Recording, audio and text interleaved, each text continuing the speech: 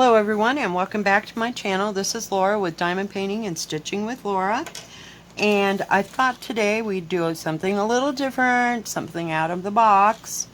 It's not that far out of the box. It is for me, but not for everybody else. This is the counted cross stitch that I got. And as you remember, the colors, the thread was absolutely horrible. This is the thread that it came with. And it was just really dull and not real shiny, and it feels weird. I don't know if it's some of that ecologically safe or whatever thread, but I was not impressed. It's not soft like DMC. So today I made 2 trips to the fabric store, and I changed out all the colors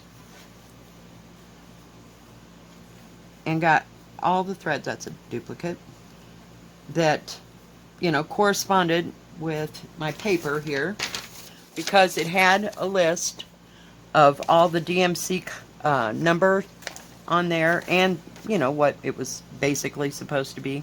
I did get 2 of that gray green. I don't know why it's 1 and 2, so maybe it's a back stitch or something. I haven't got that far yet. So I thought that we would begin this. We'll see how this goes.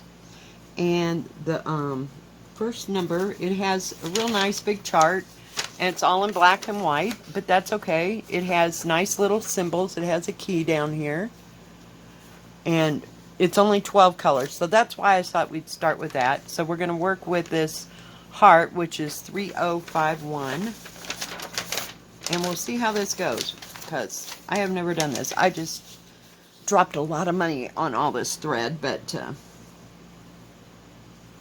I had it hanging there. What color was it supposed to be? 51. I think. Nope, that's 52. We're getting closer. 51. Okay, put that over there, and then I'm going to move these over. Hang on just a second. I want to show you something else too. Sorry, I went to the dollar store and I picked up these, and they have a little lock thing, and I thought that it would be great to keep the thread in there. And this is not a big piece. It comes, I think it's supposed to be like 11 by 14. It says 7, no, it's not that big. It's 7.35, so that's 7 3/4 inches by just a tad over 11 1/4 inches. So it's not very big. It's small, or big. Sorry, big.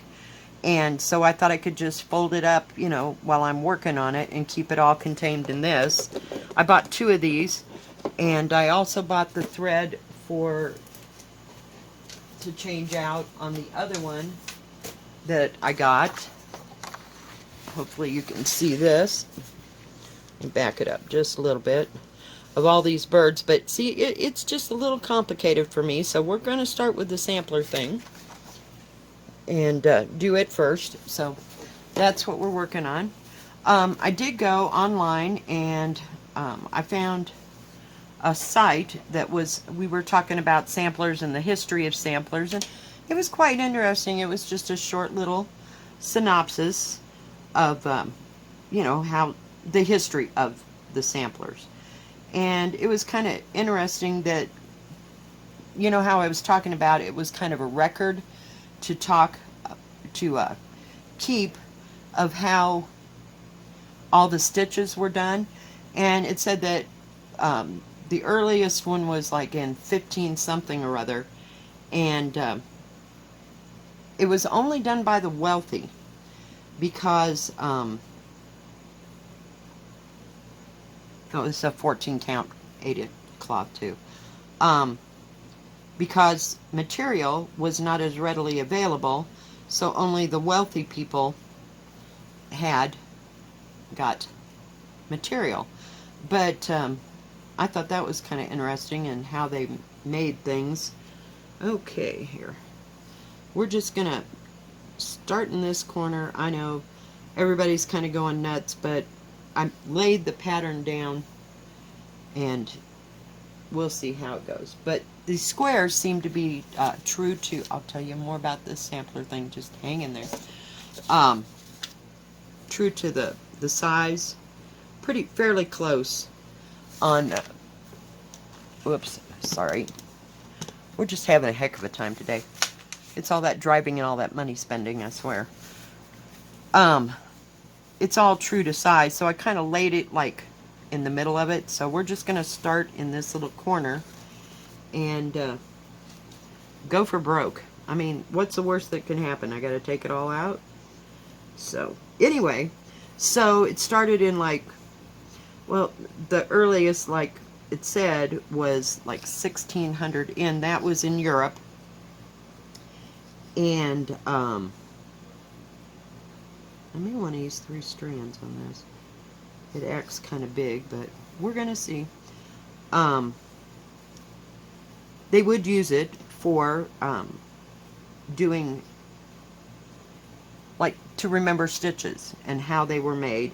And that's the way the records were kept. I mean, you couldn't just go someplace and get them to, give you a pattern like we can today.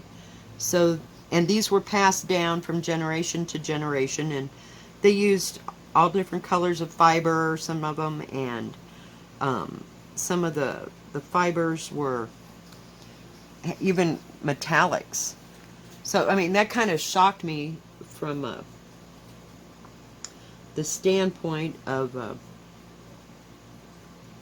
did they have that back then? But I guess, if you lived in different cultures, they had different kinds of threads, like if you were in India or in other, like not Parisian, what's that word?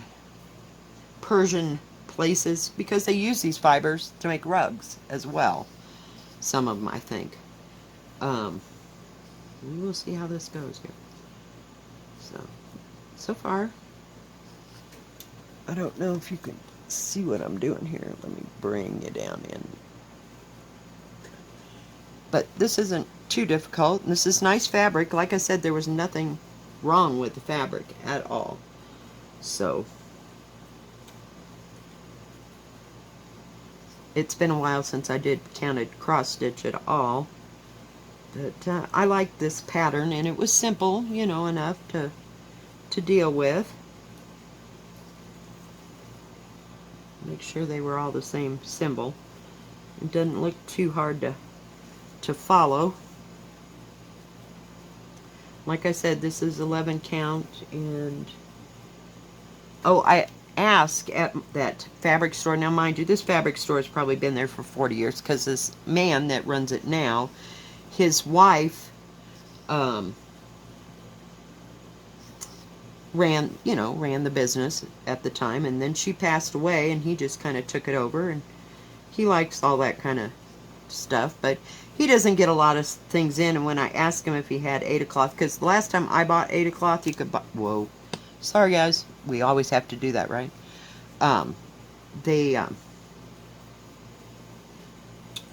It was bought on a bolt, and you just got whatever size you needed. And he said they came in boxes now, so I will have to look up on Amazon if I just take this any further. I want to work on this for a while, and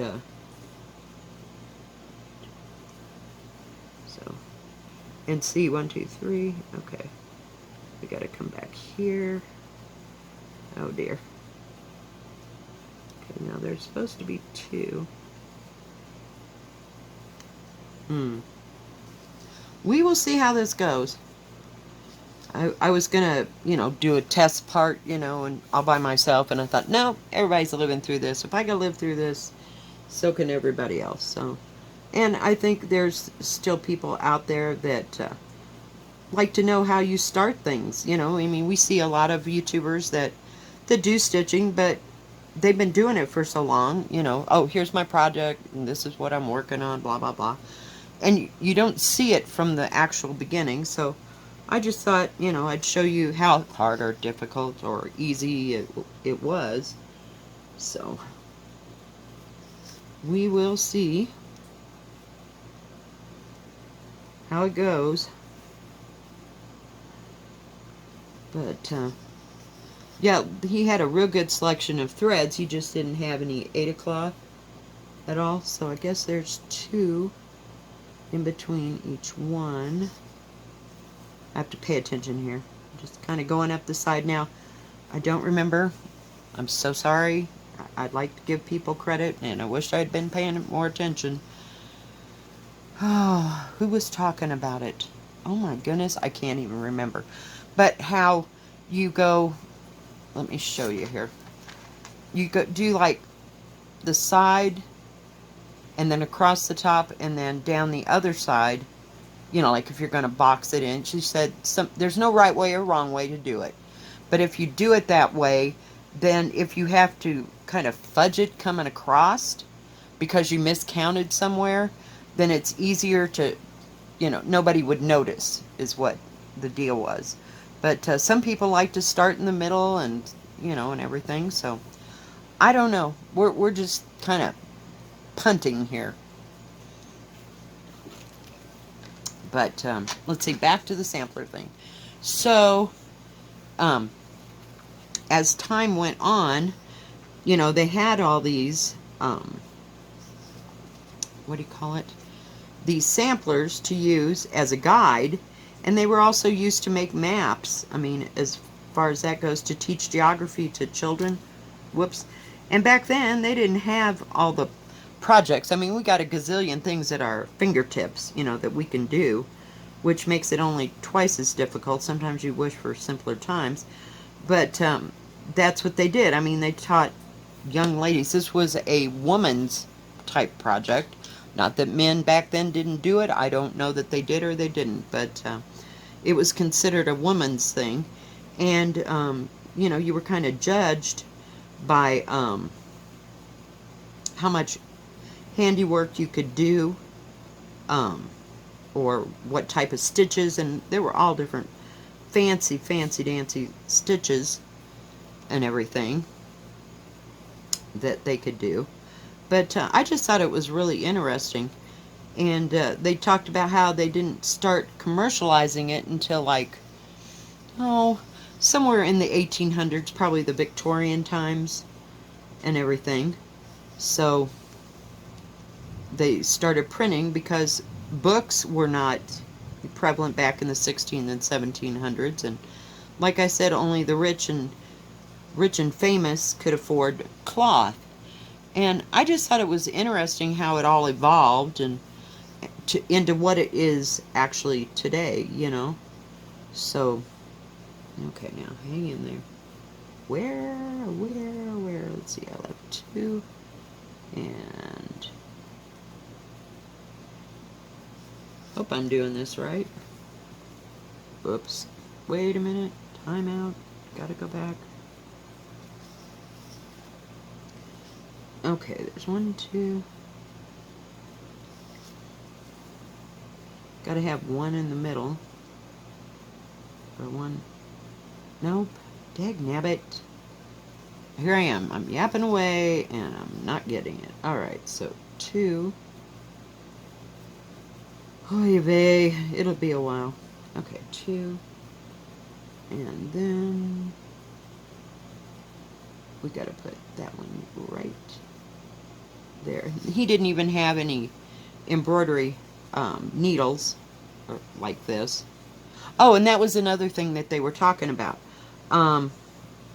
Some of them were, you know, to keep track of stitches, and others were to show off different kinds of embroidery, like I had mentioned in my other video. And how to do certain and specific stitches and stuff.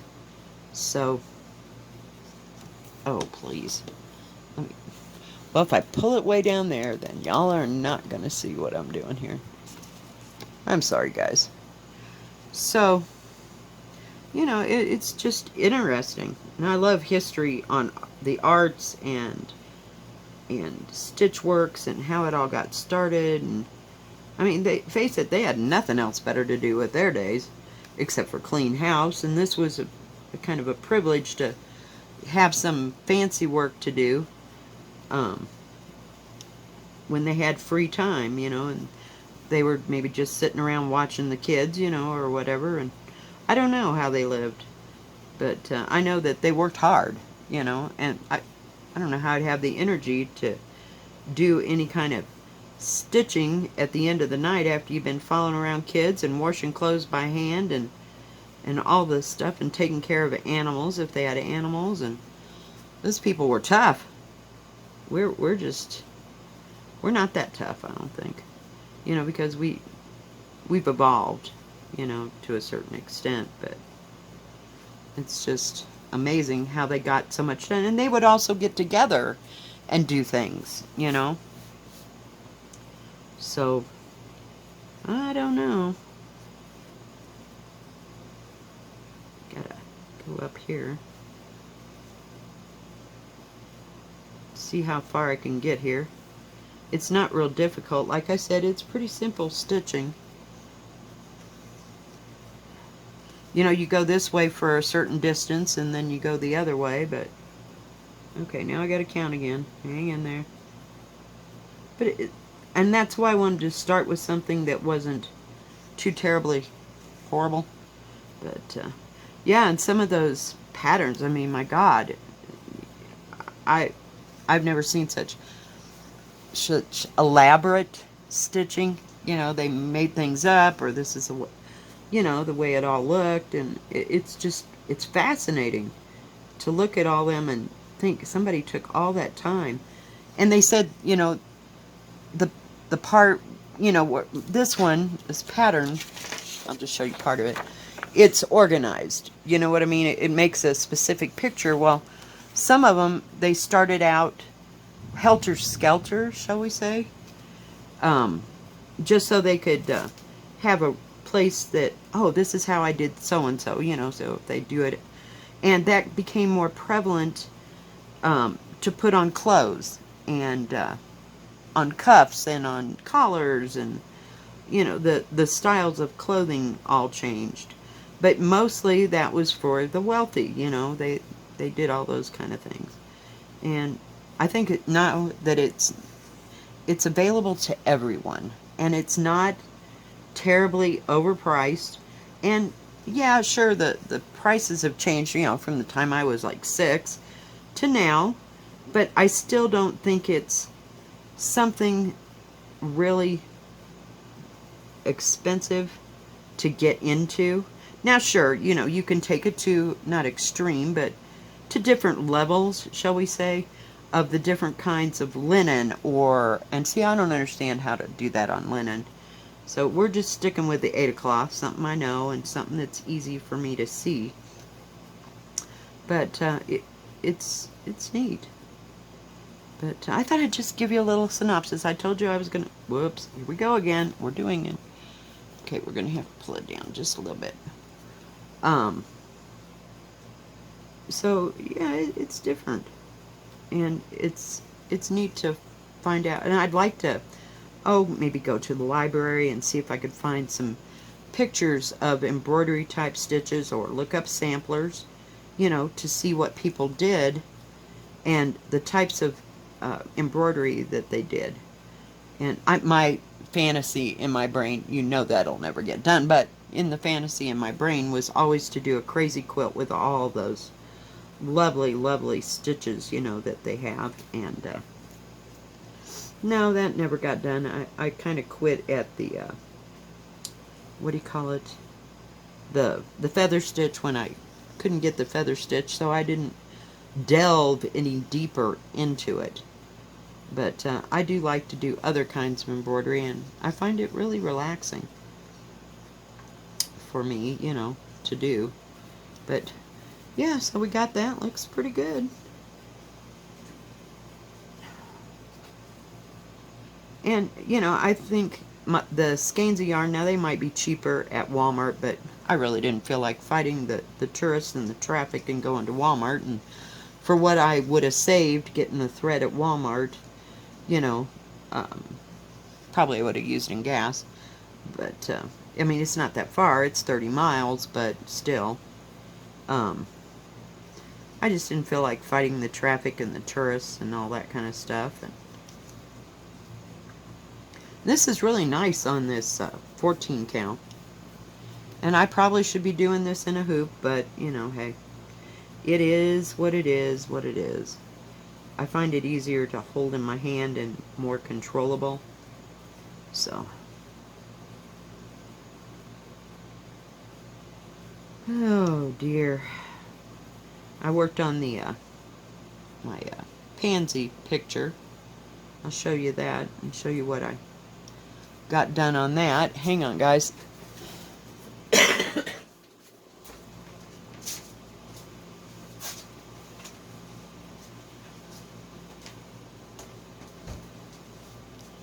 Let me back you up a little bit. I keep this all wrapped up in here because these are some that I didn't have into the little, what do you call it? Into the little Ziploc bags. But I got all that green done. You can see on the back how much I have and haven't got done. So you kind of know where to look. And a little bit of the bowl. And I got, oops, this all done down through here. And I'm starting on the pansy over here. Got the whole thing outlined. But it goes pretty fast. I mean, you know, all things time-based continual, believe me. But, and I lost my needle the other day. I thought it slipped down into the, oops, sorry, down into the couch, and I went outside to get the dog, and there it was laying on the porch. So I was glad I found it, but I did have some extras. But, so yeah, it's coming along. It'll take a while. I'd like to sit and work on it and try to get the whole outside, not outside, but, you know, the up and down frame. We'll go with that. I may have to come, where is it? A little bit across here to start the inside, but I do want to get the outside done. I don't know. It kind of gives you borders and where you're going, and I can understand the fascination with the counted cross stitch is that you get to see it evolve. It's not all printed right there. So, you know, we may like this, we may not. But, and it's not, like I said, it's not too complicated. This other one that I got, whoops, sorry. It's solid. It is just absolutely solid. And I don't know how hard or difficult it is. And it has a lot of back stitching. Oops, sorry, my bad. Let me pull you out a little bit so you can see.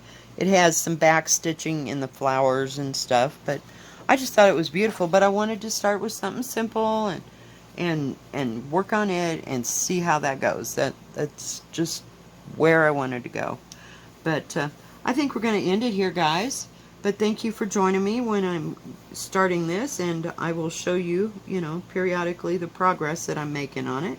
But we might evolve into something else. Not real sure, but we'll see. So, welcome to the journey. Yay! Oh, God. And then there's my DAC. Oh, it's screaming at me in the back of my mind. I just love that painting. Oh, my God. You'll see it in the unboxing today. So join me for that video, too.